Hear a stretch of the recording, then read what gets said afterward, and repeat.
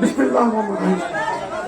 আজকে এই বিশাল জনসমাবেশে আজকে যারা মা বোনেরা বাপ ভাইরা তীব্র গরমের মধ্যে কষ্ট করছেন, সেই অনুষ্ঠানের আজকের অনুষ্ঠানের সম্মানিত সভাপতি নোয়াখালী জেলা প্রশাসনের সম্মানিত জেলা প্রশাসক মহোদয়, অনুষ্ঠানের প্রধান অতিথি আমাদের অঞ্চলের গর্ব, আমি যেমন নদীর পাড়ের মানুষ ঠিক তেমনি আমাদের মাননীয় দুই মন্ত্রী নদীর পাড়ের মানুষ, আমাদের জন্য সৌভাগ্য জনাব সত্যজিৎ চৌধুরী আলী মহোদয়, আমাদের আরেকজন মাননীয় মন্ত্রী জলবায়ু ও পরিবেশ মন্ত্রী জনাব আব্দুল্লাহ মিন্টু সাহেব, যিনি আমার বাপের সমতুল্য, কিন্তু আমার ওনার নাতির বয়সের লোকেরাও ওনাকে বৃদ্ধি ভাই বলে এবং বলতে স্বাচ্ছন্দ্য বোধ করে।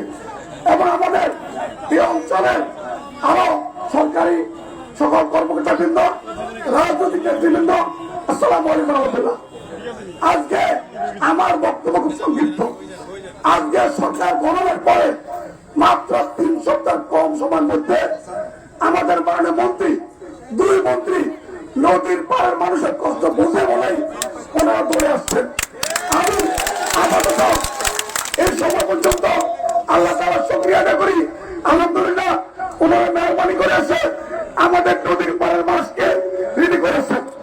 শেষ করতে চাই বলেছে প্রধানমন্ত্রী দুইজনের নদীর পাড়ের মানুষ, একজন ভাগ্যক্রমে আব্দুল মিন্টু ভাই নদীর পাড়ে ওনার এলাকা ক্ষতিগ্রস্ত হচ্ছে, আমার এলাকা এবং মিন্টু ভাই এলাকা, সাথে আমার নোয়াখালীর আরেকজন বৃহত্তর নোয়াখালীর মন্ত্রী পেয়েছি পানি সম্পদ মন্ত্রী।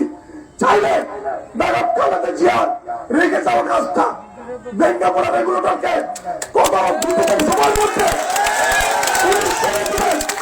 আগামী বর্ষার আগে যাতে আমাদের মানুষ আশাবাদী হয়েছে, আজকে আপনার মুখ থেকে এই ঘোষণা শোনার জন্য যাতে আমি এবং মিন্টু ভাই নদীর পাড়ের মানুষের আশ্বস্ত করতে পারি ইনশাআল্লাহ এই নদীর পাড়ের মানুষ আগামীতে একটা বাড়িও নদী গর্ভে যাবে না। মন্ত্রী আজকে আমরা তো আশাবাদী করতে চাই, হাজার হাজার মানুষের বাড়িঘর চলে গেছে গত কয়েক বছরে। আপনারা চাইলে আল্লাহ আপনাদের কাছে ক্ষমতা দিয়েছে, আপনারা চাইলে মানুষের কান্না বন্ধ করতে পারেন। আমরা চাই সেই বছরটা আজকে দেবেন ইনশাআল্লাহ। আজকে আমার আর কোনো বক্তব্য নাই, শুধুমাত্র আমার ধন্যবাদ জানিয়ে কৃতজ্ঞতা জানাই। মেহরবানি করে দুই মন্ত্রী আসে আমাদেরকে অলঙ্কৃত করেছেন, গর্বিত করেছেন, সাথে সাথে বিশাল আশাবাদ তৈরি করেছেন।